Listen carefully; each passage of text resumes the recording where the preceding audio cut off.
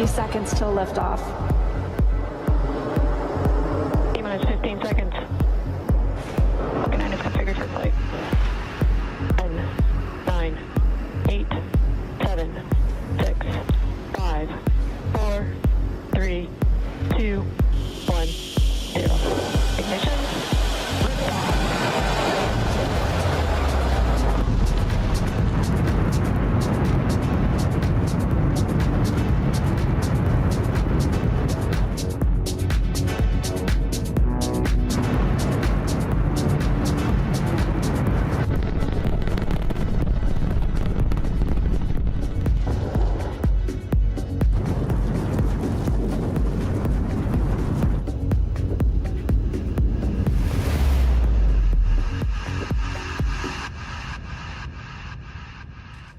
This is your captain with an update from the cockpit. We arrived in Earth's orbit safe and sound. Let me please especially welcome one very special passenger, an extraordinary visionary, a multi-talented engineer, a super smart entrepreneur, and not at least the man who made this mission to Mars possible. Please give a very warm welcome to Mr. Elon Musk.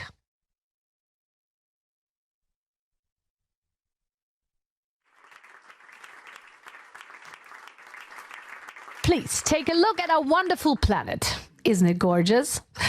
As curious as I am to see Mars, I'm really looking forward to come back to our old homestead.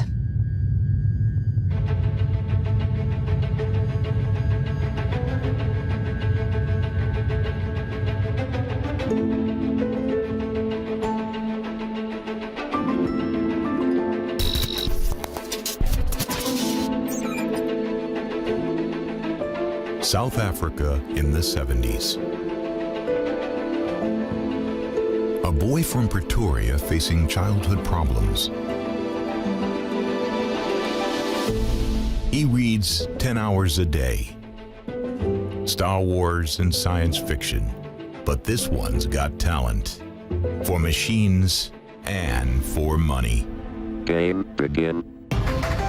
At the age of 12, he programmed his first computer game on the good old Commodore.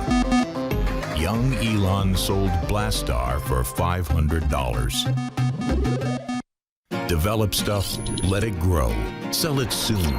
This is how he made his fortune and his opportunity to go even further. This is the way. One sentence he never wanted to hear. You're in the army now. So he got himself a passport, moved to Canada, leaving the South African apartheid regime behind. He was 16 years old.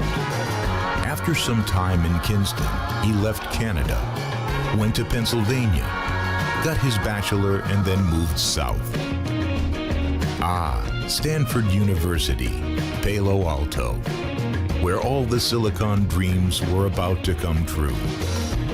Elon was one of those who founded the legend of the Valley. With $2,000, a car, and a computer, and nothing more, he and his brother Kimball founded Zip2, a company that provided and licensed online city guide software to newspapers. 4 years later, he sold it to Compaq for $307 million. Quite a story, but just the start. A typical story of those times.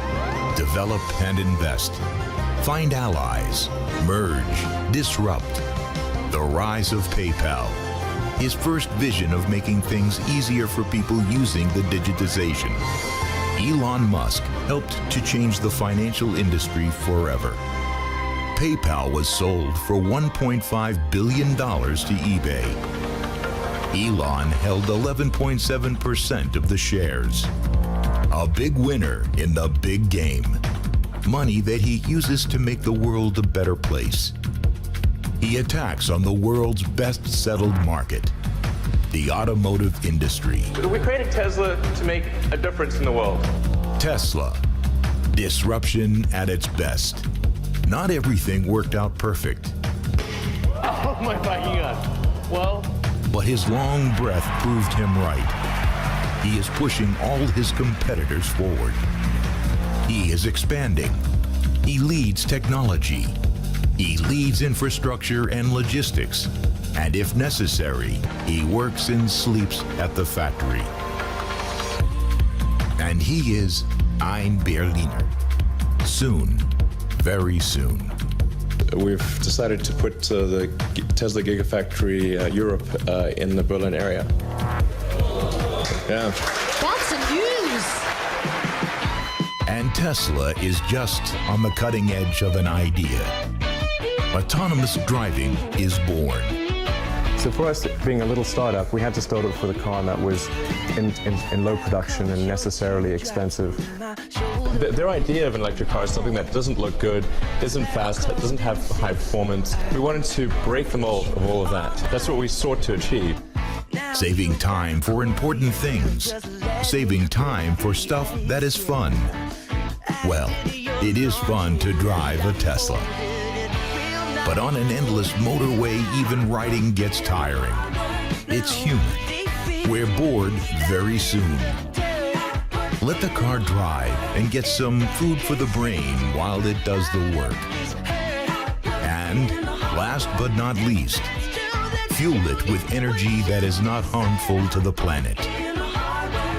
Elon embraces his responsibility.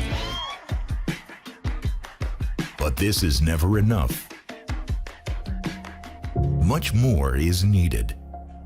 Elon can't stop thinking about the future, of making things work better, more efficient. A visionary, a man who never gives up.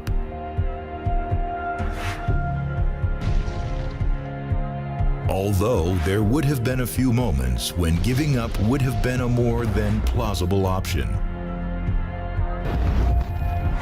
He reaches out for the stars. The real ones. The stars shining bright at night in the sky. You see them both light up? He is a superstar. And still the kid who loves sci-fi. SpaceX is not only a business, it's not a hobby, it's a passion.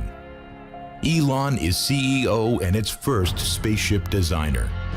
It is all rocket science, really. Many laughed at him. NASA with its billions, the Russians with their ruthless and dead serious ambitions. The whole goal of SpaceX was for space exploration technology, and that's helping make humanity a space-faring civilization.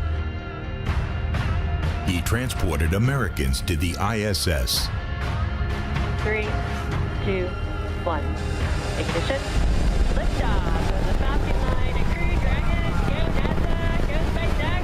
Godspeed, Bottom Dog. Private economy is more effective and sustainable than state economy.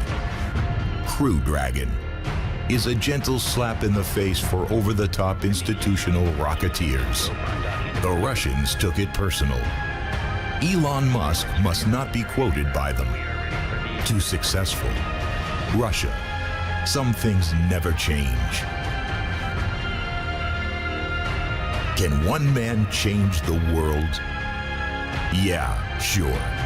Elon Musk did it, and he doesn't stop there. And I think that's one of the things that, makes people excited about the future. And we want the things that are in science fiction novels and movies not to be science fiction forever. We want them to be real one day. What if one could help handicapped people by connecting the body with machines to reconnect neural disorders? Hey, presto, Neuralink.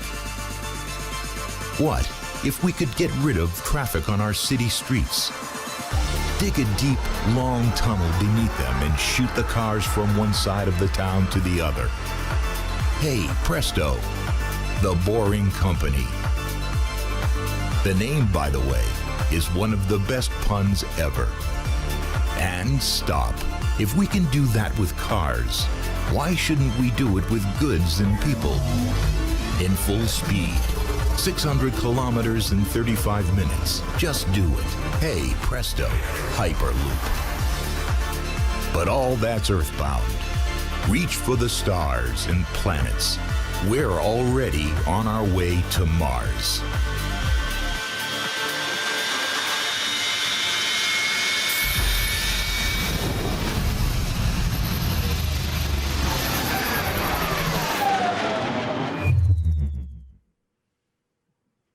This is your captain speaking. Well, rather gasping. What a trip that was. And it's not over yet. Let's hear it from the man himself. I'd kindly ask you now, Elon, to come on stage and join Axel Springer CEO Matthias Döpfner for a little chat.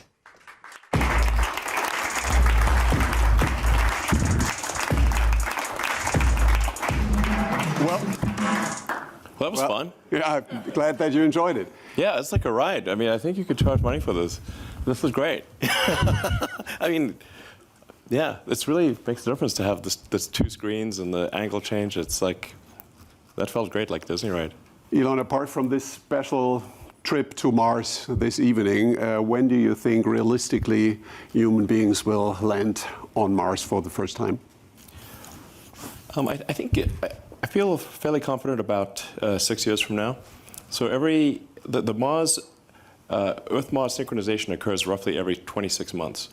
So we had one this year, this summer, and so that means in roughly like about 2 years there'll be another one, and then 2 years after that. So I'd say if you say 6 years from now, I think highly confident. If we get lucky, maybe 4 years, and then we want to try to send an uncrewed vehicle there in 2 years. When will your first trip to orbit will take place? I don't know, possibly in 2 or 3 years. I'm mostly concerned with developing the technology that can enable a lot of people to go to Mars and make life multiplanetary, have a base on the moon, a city on Mars, and I think it's important that we strive to have a self-sustaining city on Mars as soon as possible. I mean, I'm optimistic about the future on Earth, but it's important to have life insurance for life as a whole. Is it going to be a business kind of tourism in orbit, or is it more a kind of plan B if things on Earth do not develop as well? It's not exactly a plan B. It's more that I think there's two aspects to this. One is that we want to have a future that is inspiring and exciting. And what are the things that you find inspiring and exciting about the future? And I think a future where we are a spacefaring civilization and out there among the stars, I think every kid gets excited about that. You don't even need to teach them. They just get it. It's like instinctive. And so it's very important for us to have reasons to be excited about life. Like when you wake up in the morning, it can't just be about problems. It's okay. I know everyone in this room deals with a lot of tough problems, but it's got to be more than that. So, I think a future where you can say, hey, even if it's not you, there's going to be people out there. We can have a base on the moon. We're going to have a city on Mars. Maybe go further, moons of Jupiter and everything. I think that's a very exciting future, and I think most people do. And you seriously want to be buried on Mars? Just not on impact. Yeah. I mean, if you're gonna listen, we're all gonna die someday. So if you're gonna die someday, I'm like, okay, do you want to be buried on Mars or Earth? I'm like, Mars sounds cool. Born on Earth, die on Mars. That's if you've got the choice. 2 years ago, I had a conversation with Jack Ma, and we spoke about Jeff Bezos' plans with regard to orbit. And he said, well, let's Jeff Bezos take care for the orbit, I take care for the Earth. You seem to take care for both? Yeah, basically, Tesla is about trying to make sure things are good for the future on Earth. And then SpaceX is about good future beyond Earth, basically. And so obviously we have to have sustainable energy, both consumption and production of energy. So like Tesla does solar panels and batteries. I think that's one of the key ways to have sustainable energy generation. And also the batteries are useful for wind power. So, and then you need to consume it via, you consume the electricity, so electric vehicles. I think I look at these things like say, okay, if you look back from the future and say, what's the fundamental good of Tesla? I would say it's probably should be assessed as by how many years did Tesla accelerate the advent of sustainable energy? That's I would measure the goodness of Tesla in that way. And then for SpaceX, it's like, okay, to what degree did we improve the probability of humanity being a spacefaring civilization? I remember very well the year 2014 when we were hosting the Gold Steering Wheel here at Axel Springer, and you got the award for Lifetime Achievement. And I was sitting in the first row with the then very successful and famous CEO of a very big German car company, and I asked him while you were on stage, isn't this guy dangerous for you? I mean, this looks really serious. He said, oh no, don't worry. First of all, the whole idea of electric driving is never going to be a mass market. Sure. Second, these guys, heard that a lot. These guys in Silicon Valley, they have no clue about engineering, about building really beautiful and great cars, so we don't have to worry. By then, Tesla's market cap was 23 billion. Today it's 536 billion US dollars. The market cap of VW then was 86, and today it's 77. And you could, you are with Tesla 2.5 times bigger than BMW, VW, and Daimler. I even said the stock is too high. I mean, what am I supposed to do? You know, like, have you ever considered to buy? The stock is too high a long time, like when it was like at $800 pre-split. And they don't listen to me, but you know, I tell you, and the SEC complained again. I mean, like, you know. Is it a serious option to buy one of the incumbents, one of the big car companies for you? Well, I think we're definitely not going to launch a hostile takeover. So I suppose if there was someone... But a friendly one. If somebody said, hey, we think it would be a good idea to merge with Tesla, we'd certainly have that conversation. But, you know, we don't want to, you know, be a hostile takeover sort of situation. Did you feel a lot of complacency these days that the incumbents then let you feel that you are, I mean, the kind of hopeless disruptor, but they know how to do it, or were they very polite and nice with you? Do you mean back then or no? Back then? Oh, no. Today everybody's super nice. I would not say they were super, no. Yeah, they were difficult to characterize their response as super nice. They used a lot of adjectives. I don't think any of them were positive. So, we really tried hard to convince a lot of companies. Honestly, I was in so many panels, but generally the sentiment that was expressed that you mentioned earlier, that was pretty much universal, especially. Back in, say, 2008 or 2007, like when we first unveiled the Roadster in 2007, yeah, I mean, it was just basically, they just said, well, you're basically a bunch of fools. Well, I mean, generally they would say, like, well, starting a car company is crazy, you're going to lose all your money. I was like, I think I probably will lose all my money, I agree. It wasn't like I thought it would be successful. I thought we had maybe a 10% chance of success. So then people would say, it's going to fail and you're going to lose everything. I was like, yeah, probably true. Yeah. What else is new? A couple of years ago, we saw each other in America, and a guy asks you on a panel when autonomous driving will be approved. And you said, I do not care so much when it's going to be approved. I care more when human beings in cars will be forbidden. And then the guy said, well, that's really unrealistic. It's never going to happen in cars. People want to do something actively. And then you said, well, 100 years ago, nobody could imagine elevator without a lift boy. Today, nobody could imagine a lift with a lift boy. Yeah. So when is autonomous driving really going to happen, and when are you able to do it, and when is it going to be approved? Okay, just between us. Yeah, it's a very discreet circle here. Yeah. So, well, first of all, I'm not against people driving, to be clear. So I think people will drive cars basically as far into the future as I can imagine. It's just that it's going to be increasingly unusual to drive your own car. And while it's fun to drive a well-handling car on a winding road in beautiful terrain, of course that's fun. But it's not fun to drive a car in terrible gridlock traffic. Like, going through extreme traffic, that's no fun driving a car. So I think people are unlikely to, most of the time, want to commute or with their and drive themselves. And people are typically spending hour and a half a day, maybe 2 hours on average driving, especially say in like California or something like that. It's very common. And some people will actually commute like 3 hours a day sometimes. It's pretty crazy. So I think if say fast forward to like 10 years from now, I think 10 years from now, almost all cars will have full autonomy capability. All new cars produced. So there's about 2 billion cars and trucks in the existing fleet, and the new vehicle production is about 5% of the fleet size, so about 100 million.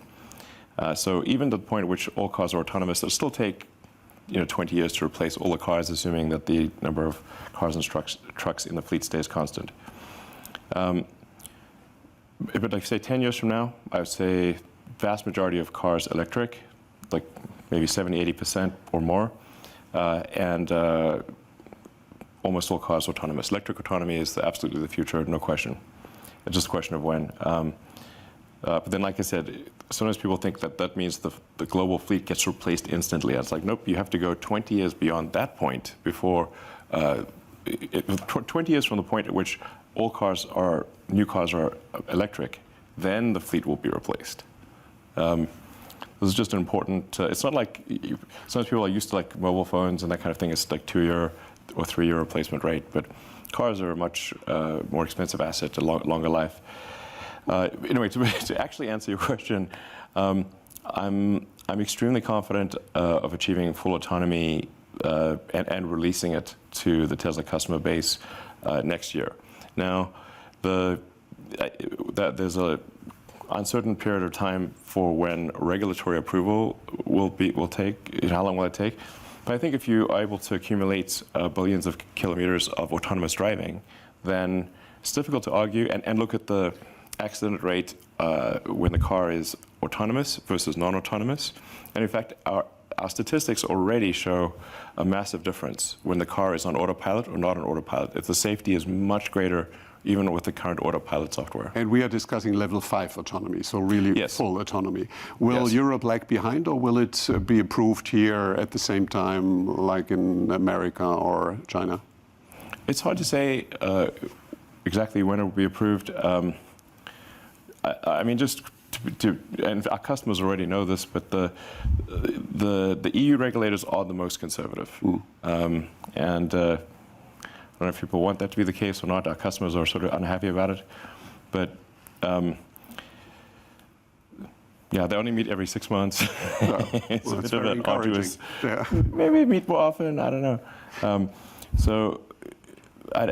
Yeah, but I think at least some jurisdictions will allow full self-driving next year. Okay.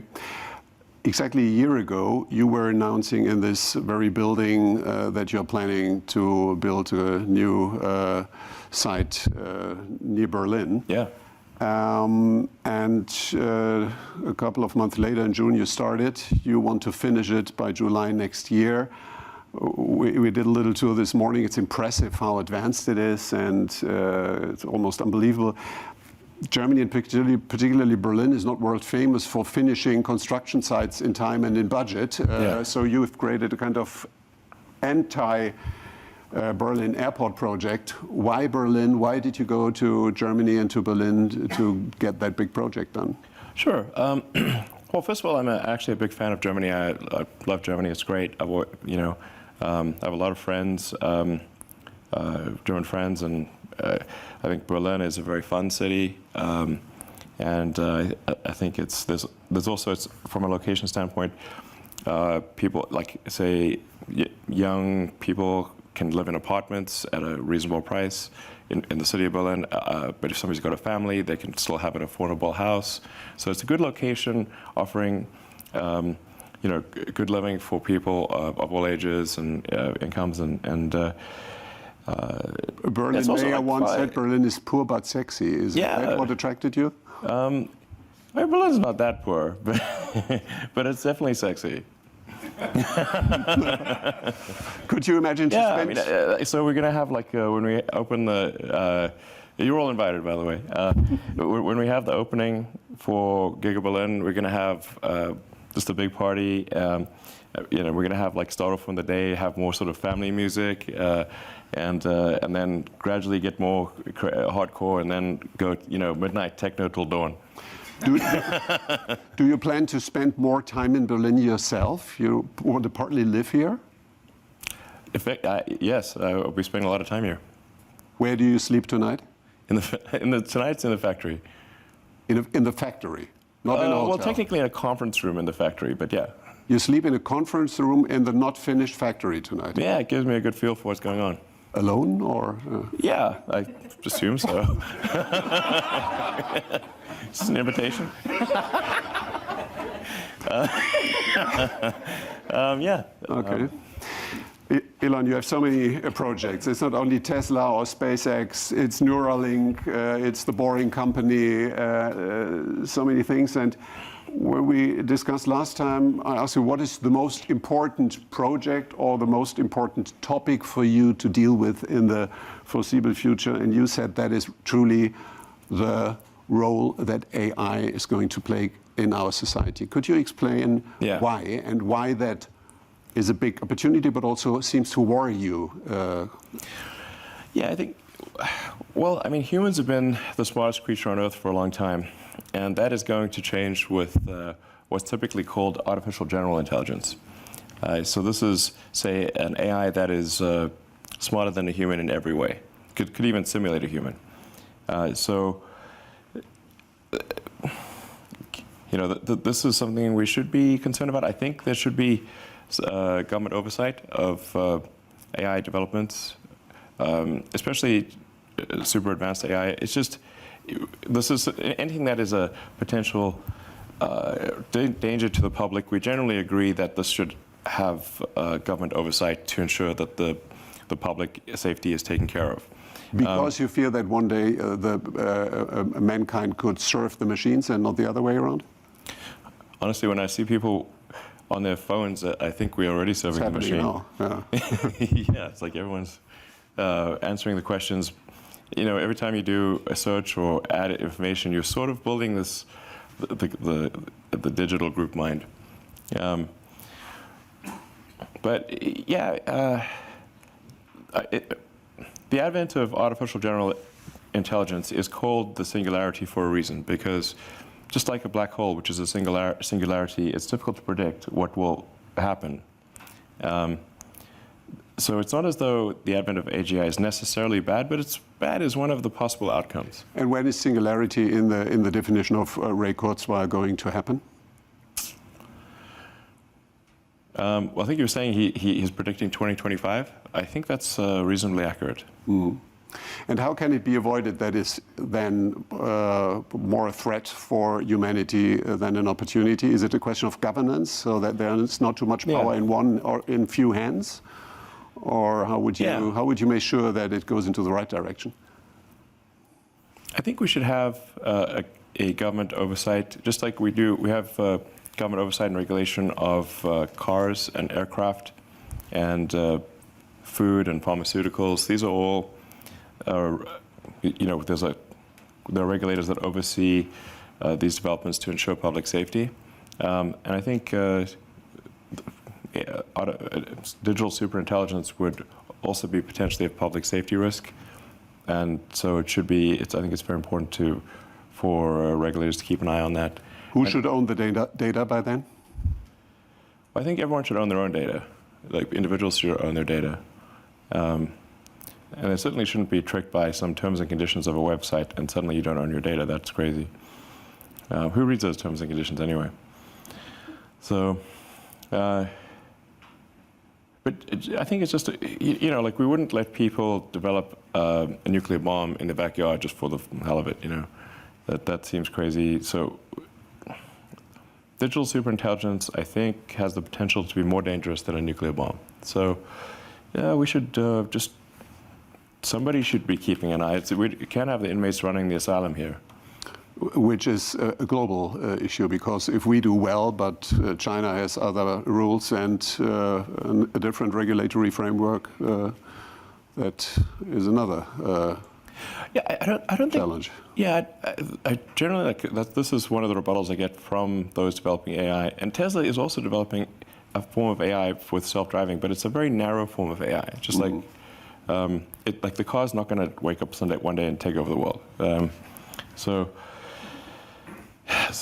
it's but the rebuttal I get is like, well, you know, China's going to have unfettered AI development, and so if we have regulations and it slows us down, then China will have it. And I'm like, look, from my conversations with government officials in China, they're quite concerned about AI as well, and they, in fact, they're probably more likely to have good oversight than I think other countries. What is the biggest challenge ahead of us? In general, not only with regard to AI. What is the biggest problem that needs to be solved? What's the biggest threat to humanity's future or something?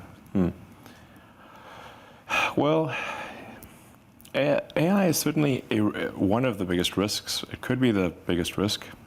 I think we need to watch out about population collapse. This is somewhat counterintuitive to most people. They think that, well, there's so many humans, maybe too many humans, but that's just because they live in a city. If you're in an aircraft and you look down, they say, if you dropped a cannonball, how often would you hit a person? Basically never. In fact, there's stuff falling in from space all the time. Natural meteorites, old rocket stages, all the time.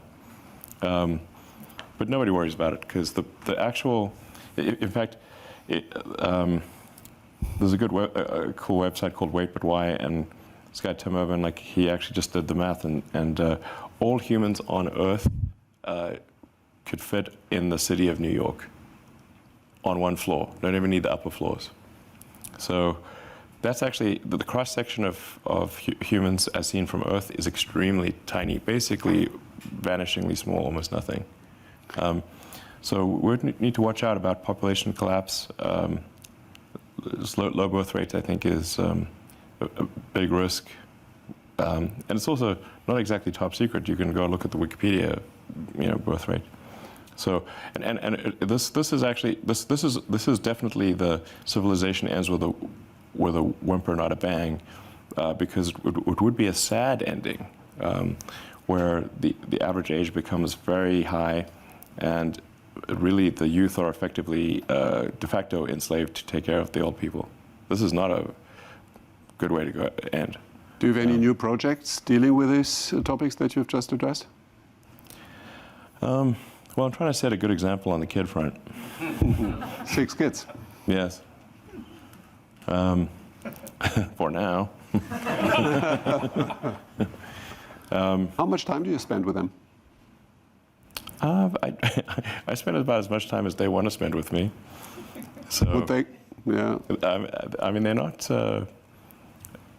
Well, one's just a baby, and the others are 14 and 16, and teenagers don't usually want to hang out with their parents that much, we just had Thanksgiving weekend, so all the kids were over. So if they want to spend more time with me, I say, like, I actually ask them, are you sure we don't want to hang out more? And they're like, no. So I think it's probably the right amount then, since they don't want to hang out more. So I think we really should take this seriously, the population collapse, artificial intelligence. Obviously, sustainable energy is important. The faster we transition to sustainable energy, the less of a gamble we're taking with climate. And I think there's going to be a lot of breakthroughs on the medical front, particularly around synthetic mRNA. You can basically do anything with synthetic RNA, DNA. It's like a computer program. So, I think with enough, with effort, that's not too crazy. You could probably stop aging, reverse it if you want. You can basically do anything. You can turn someone into a freaking butterfly if you want with the right DNA sequence. So, caterpillars do it. So, But your project Neuralink is in a way empowering human intelligence versus artificial intelligence. That's the purpose of it. Is that correct? Yeah. So Neuralink, in the short to medium term, Neuralink is really just going to help cure brain injuries, brain and spine injuries. So it's like if somebody is in fact, our first implanted devices in humans will be for quadriplegics, tetraplegics, allowing them to control a computer or a phone just using their mind. So like you can imagine, like if Stephen Hawking could just talk at normal speed or even faster than normal speed. Looking back for the last thousands of years, what is the most important invention of mankind so far? In the past 1,000 years? I guess it's... Millions. Oh, millions. Well, I think language, being able to talk and express concepts, and this is probably the biggest invention of humanity's language. It's an answer that we like very much in a publishing house. Absolutely. Writing is, exactly, just incredible.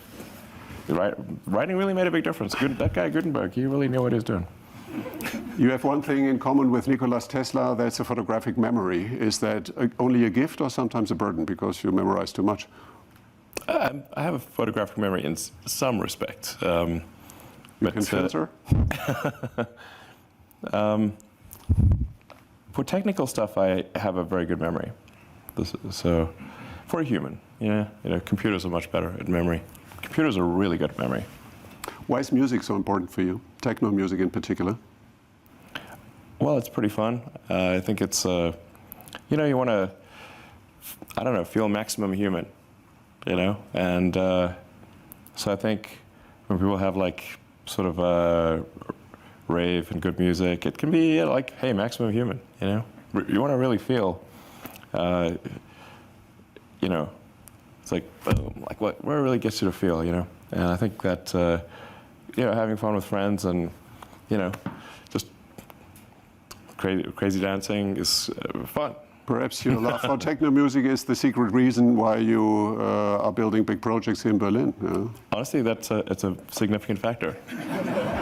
Okay, Elon, last question. You celebrated your 30th birthday with a masked ball in Venice. 40th. Your 40th birthday, I was told you had a fight with a samurai sword fighter. What is your plan for your 50th birthday really next year? Scoop here. Well, so my 40th birthday was in Venice. It was technically a post-apocalyptic masked ball. Because after the apocalypse, how much clothing do you really have? It's probably going to be a little ragged, a little burnt, No plans for the 50th? Yeah, 50th.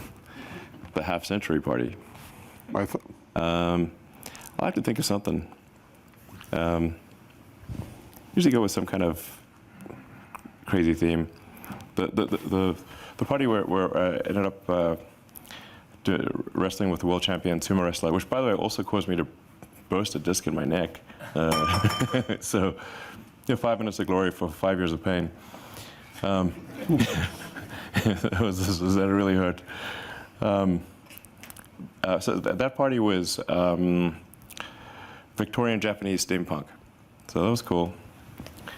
I have to think of something for the half-century party. You have a little time to think. Hey, being on Earth for a half-century, that's like, hey, I'm still alive. Wow, cool.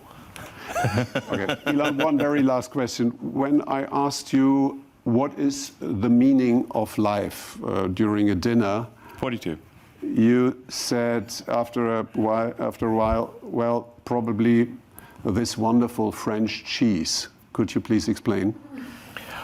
Well, I was just saying that you want to take a moment to appreciate things in life and the sensations. Food's incredible, and there's just so many good things that you can experience. Some of them cost nothing, really. Have a walk in nature or just a nice meal, and it's like, wow, that's pretty great, And we should take a moment to appreciate these little things, the big things, the things that move your heart. I think that's probably the meaning of life, as close a definition as I can think. Thank you very much, Elon. All right.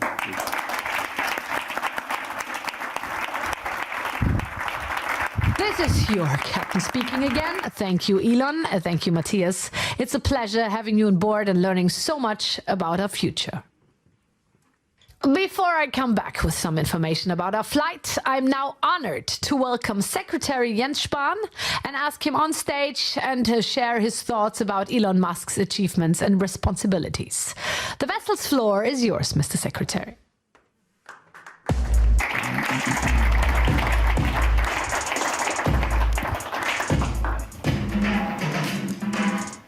So, a wonderful evening to all of you, an evening between the struggles on Earth and the vision towards Mars. And regarding Earth, we are meeting here today in a very special time. We are experiencing the worst pandemics since the Spanish flu.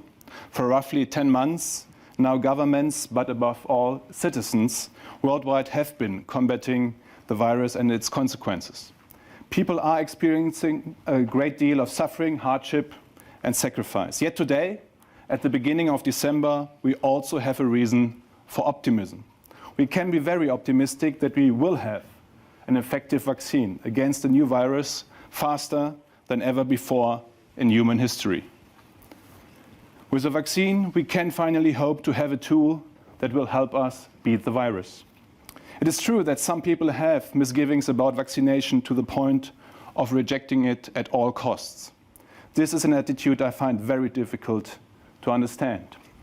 It was only vaccination that first made it possible for humankind to liberate itself from many of the fatal diseases that had plagued our ancestors for centuries. Plagues that had led to fear and superstition and were an obstacle to progress. Vaccination is progress. And today, that word, progress, is for many synonymous with one name, that of Elon Musk.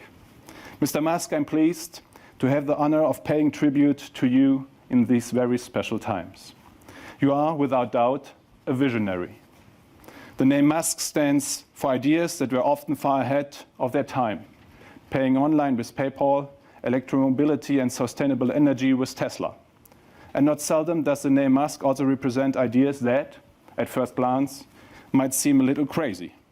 The Hyperloop project is one of those, the vision that persons and goods can be accelerated in the double tube to speeds of up to 1,200 kilometers per hour. This also includes connecting the human brain to a computer, the subject of Neuralinks just discussed, Neuralinks research since 2016. And of course, private space travel with SpaceX is also an integral part of the mission. Thanks to Elon Musk, seemingly crazy ideas become reality. Elon Musk has realized the most powerful thing we as human beings possess is our ideas. Tesla's ability to rise to become the world's most valuable car manufacturer was not primarily the result of its sales figures. Tesla's worth is a reflection of an idea, a vision. An idea that allows many people to have faith in progress, in a better future. It is supported, of course, by business expertise. Elon Musk is building his newest gigafactory in Brandenburg on Mark land. Many Germans associate Brandenburg with the poet Theodor Fontane, who once walked the sands of the Mark. Fontane wrote, "Between arrogance and humility lies a third trait that is part of life and that, simply put, is courage." Should you not yet know Fontane, by the way, for your Douglas Adams non-digital bookshelf, I hope there is one Fontane. Should you not yet know him, Mr. Musk, I think that fits you quite well. Because courage you most certainly have. At the same time, your choice of Germany as the location for your factory is hardly only a question of courage, but just as much the result of keen calculation. Germany is a country of automobile pioneers. Karl and Bertha Benz, Rudolf Diesel, Gottlieb Daimler, Ferdinand Porsche. The list of achievements by Germans or made in Germany is long. Mr. Musk, you know that Germany still possesses great innovative strengths today, many well-trained, creative people, and a solid infrastructure.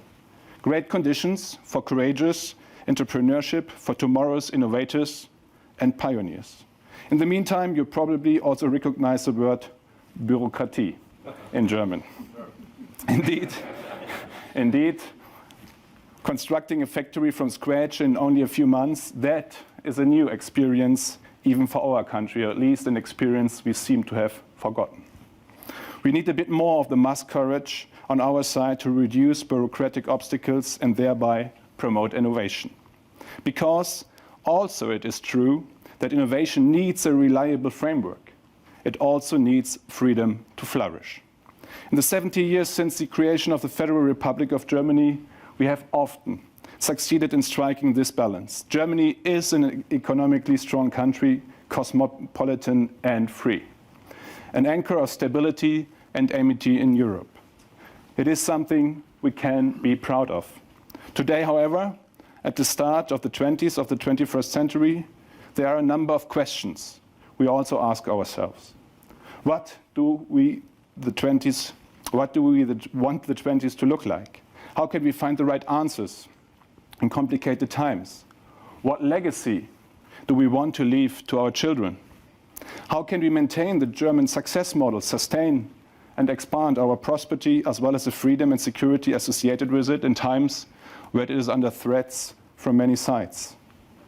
So we need a strong state that encourages economic activity, because German firms suffer some clear disadvantages when competing with monopolies from the US and with a state economy like China's. In return, our state should invest massively in education, infrastructure and research, and should launch support programs not for individual companies, but for entire branches of the economy. In the 20s, we want to remain export champion, a master of innovation, push forward digitalization, promote research and strengthen entrepreneurial culture. Only progress will ensure that the next generation will have it even better. It's all about making space for ideas to flourish. From all that we've heard, Elon Musk knows this and tries to implement it in his businesses. Being a visionary does not necessarily mean always being right, nor does it mean being free of contradiction. It was only recently that Elon Musk and I got to meet each other personally. And we're also able to talk about the pandemic situation. Tesla is, through the subsidiary Grohmann Automation, a partner of the German-Dutch biotech company CureVac, which is doing research on a coronavirus vaccine. CureVac is using RNA bioreactors developed by Elon Musk companies. I'm very pleased to see this commitment. However, I have read that Elon Musk himself does not intend to get vaccinated. Well, I got COVID, so. Oh, like me, but still. I also know that Elon Musk takes a critical view of many of the measures that we as governments are taking to control the pandemic and to protect our citizens. One of his statements struck me especially, that anyone who is at risk should be in quarantine until the storm passes. In connection with the observation you just made again tonight that everyone has to die sometime. Yes, health protection does not take precedence over all else. In the pandemic, it is always about balance. No matter how we act or do not act, harm will occur. We must therefore strike a balance. As Minister of Health, I think it is only right for us to weight the health protection very highly. I, for one, would have great difficulty doing otherwise. At the same time, it is legitimate to demand a different weighting. Such debates are an indispensable part of our free societies. And it is important that we are not implacable in these discussions. But we listen to each other and are willing to assume, at least sometimes, that the other one might have a point, or that their arguments could be valid. Debates that deteriorate into moralizing seldom reflect reality in all its diversity. So it would be highly unfair to imply that Elon Musk might care too little. Through his private foundation, Elon Musk funds research into renewable energy, space travel, child health, education in mathematics, computer science, natural science technology, as well as safe AI. In his private capacity, he is consistently donating large sums of money to charity projects, such as for planting 1 million trees. Looking at Elon Musk means repeatedly encountering a seemingly insatiable zest for action and discovery. The many articles about the supposedly declining innovative power of our Western world and societies then just seems to be worlds away. In such instances, Elon Musk stands in the limelight. He is the spearhead of an entire generation of courageous entrepreneurs and bold scientists. People who believe in the power of ideas and that progress is possible, in spite of resistance and setbacks. This gives us courage. Despite the great challenges that we as humans are currently facing, we are living in a time of great opportunity. An economically successful, environmentally responsible, and socially balanced world is possible. It is possible through innovation and courage, not through individual austerity or through fear. Experiences and encounters with innovative and creative people, such as Elon Musk, reconfirm my basic optimism time after time. We do have the power to shape our future. Elon Musk wanted to change the world a little and ended up revolutionizing it. This teaches us that everything is in our own hands. It is up to each and every one of us. Above all now, in this often difficult time, we may not lose sight of the future ahead of us. With all of its alarming, disastrous aspects in many areas, the current pandemic strengthens precisely the willingness to shape the future. It is leading us faster than ever down some appropriate and necessary path. As the old saying goes, crisis presents opportunity. In this pandemic, we are learning more on a daily basis, together, in other words, in public. We are adapting our strategies. We are consistently trying to act in a targeted and proportionate way, starting afresh every day based on the latest knowledge. This spirit of progress, this openness, this willingness to learn is something we must sustain in the future. I'm convinced that Germany has a great deal of this visionary power that drives you, Mr. Musk. We simply need to more often have the courage to believe in it ourselves. In this respect, you are a great example to us. Congratulations on the 2020 Axel Springer Award. I wish you the greatest possible success for the future, and even more, stay healthy. All the best. Since we both said it, obviously, we can get closer. All the best. Thank you, Mr. Spahn. This is again your captain speaking. Some information about the flight. Outside temperature is about 1600 Kelvin, so I kindly ask you not to open the windows as we leave hyperspace.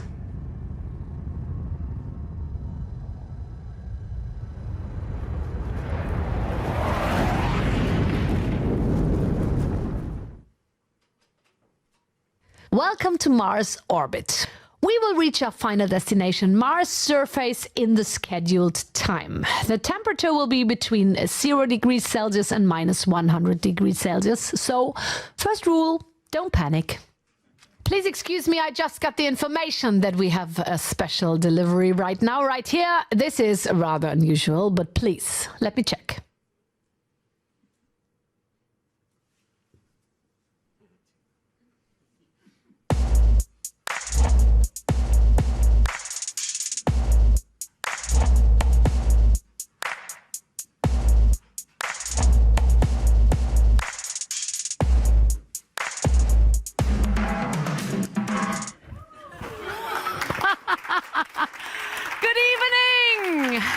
Good evening, Elon. Good evening, everybody. I'm your captain tonight. Would you please hold my helmet? Thank you very much. Wow, it feels so comfortable. I never felt that comfortable before. Thank you. It's your original SpaceX overall, and I will wear it many times from now on because I never felt so free. I can breathe, I have oxygen in my head. I never experienced that before, standing on the stage. It's a bit wattiert, you know, it doesn't make me slim, but it's okay. It's okay for me tonight. I'm really happy to be here. And I'm really thankful to meet you because I'm also thankful for your work and achievement for different reasons. Because as you might remember, we've seen it in the movie, I held the microphone.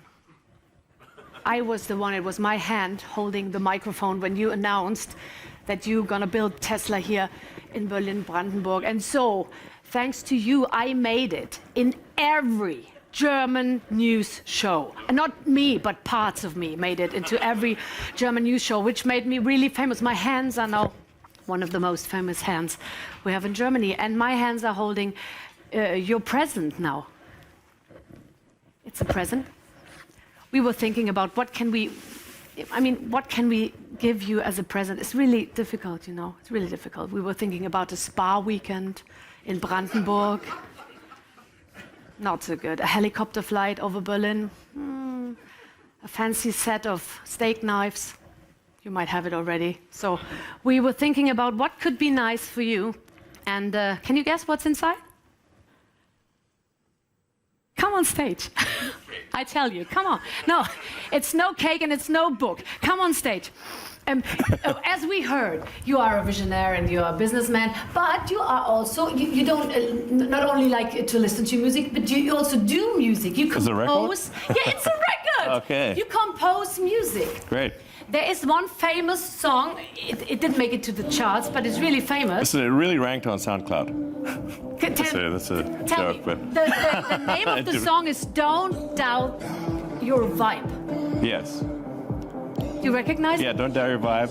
Because it's true. Because it's you. Oh, that's good. Yeah. I mean, it has so many possibilities to really go right through the ceiling. Yeah. Yeah. When I mean, did if you do enough auto-tune, it works. Yeah, Turns yeah. out. Yeah. We will. When did you write it? When did you compose it? Well, actually, I just woke up one morning and I was singing the lyrics. They're not very complicated. And my girlfriend Grimes recorded it on her phone. Yeah. And she said, "This is great. We should make a song out of this." Yeah. And so then we called our friend Mike, who is a great producer, and we went to the studio, to the Muppet studio, Jim Henson studio. Yeah. And we made the song. Yeah. And then I created a fake record label called Emoji Records. You created it Emoji. within a minute. Yeah. Like emo gangsta, like that. And on SoundCloud. And then I uploaded it to SoundCloud. And that's how it went. Perfect. Yeah. On which occasion should it be played? I guess if you're doubting your vibe, Yeah. you know, or anytime. Did you ever doubt your vibe? Yeah. Really? When Yeah. was it? Yeah. December 2nd, I don't know, 92. Can we expect more? Can we expect more? It's very promising, I mean. Well, I do think that it would be kind of fun to do a cover of Barbie Girl by Aqua. You know that song? Barbie Girl? Barbie Girl, yeah. Viagra? I'm a Barbie girl in a Barbie world. I'm out It's- in plastic. It's fantastic. You know it. Break my heart. It breaks me everywhere. Yes. Imagination. It's Okay, my imagination. so you know the lyrics. Yeah, I know the lyrics. Did you write it? No. Okay. But I think it would be fun to do a cover of Barbie Girl, but Cyber Girl. I'm a cyber girl. Yeah, in a cyber world. Perfect. Yeah. Okay. But you have to invent a new It's fantastic. melody. In the future, there's no plastic, you know, that kind of thing. Yeah, I doubt that. I doubt that. So, but now, hold on to your seat. We have the honor to have one of the most famous DJs in the world. Cool. He's here, and Okay. he remixed your Nice. song. Great. And we have him here. Sven Feth is here tonight. All right. Sven, would you come up on stage? Hello. He did this original. It's inside here, Sven. Yes. How was it to work with the material? How was the material? How did you? We'll get you along the with stems. I We'll would get you the never doubt stems. my vibes. I had a good feeling with the title, and I made out the best with a friend of mine, and I hope you like it. But it's not just about that. It's the whole box. Yeah. What is quite interesting. Please. Who designed it? Please Who designed it? Take my son. Okay. My son draw the cover, and his name is Tiga, and he's 10 years old. He is, by the way, a big fan of your Thanks. work. Well, It's an absolute original. When would you play it? On your DJ set? Would you play it rather at the beginning, or is it more Rausschmeißer? So we have... Where would it be? We have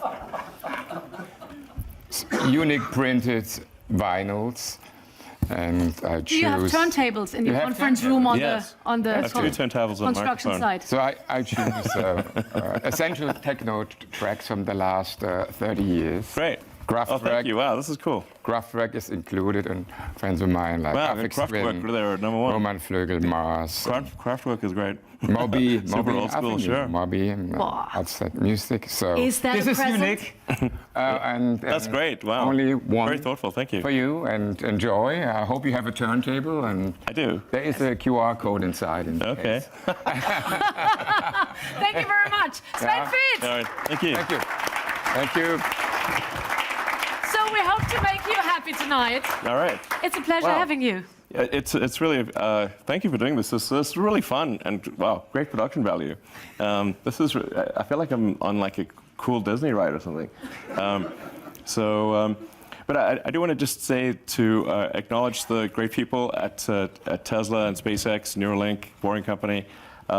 Really, I accept this award on your behalf for all the great things that you've done. So.